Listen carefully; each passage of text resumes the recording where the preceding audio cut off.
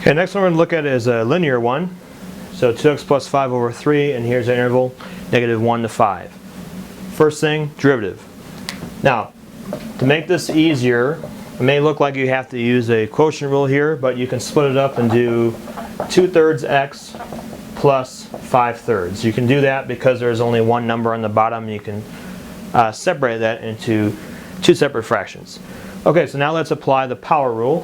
When we do that, we're going to get, that's it, 2/3. Derivative of 5/3 is 0. So when you look for critical numbers, you look for, first of all, what makes the derivative undefined.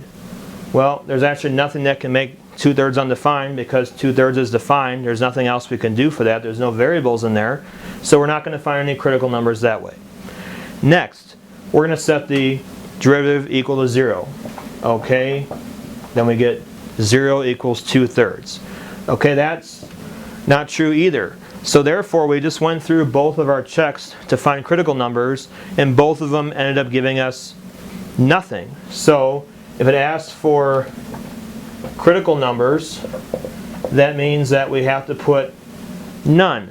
Okay, there's no critical numbers at all on this particular problem. So this is an example just to show you that you're not always going to get critical numbers for all the problems that you do. In this case, there actually are not any critical numbers at all. Why? Well, what is this? This is actually going to be a straight line with a positive slope. So there's no place where the derivative is ever going to equal 0, because that means that this line would have to be horizontal. That's not going to happen anywhere. This is always going to be increasing. So that's why you don't have any critical numbers here. So in that case, if you don't get any critical numbers for these kind of problems, then what you do is you're just going to test the endpoints. So I have x and I have f of x. I have negative 1 and 5 for each of these.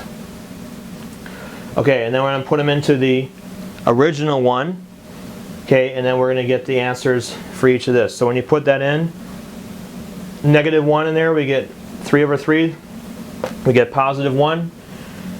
2 times 5, that's 15 over 3. That's 5. So that's it. These are our 2 points. So then you just look at the highest one. The highest one is 5, and that's going to occur when x equals 5.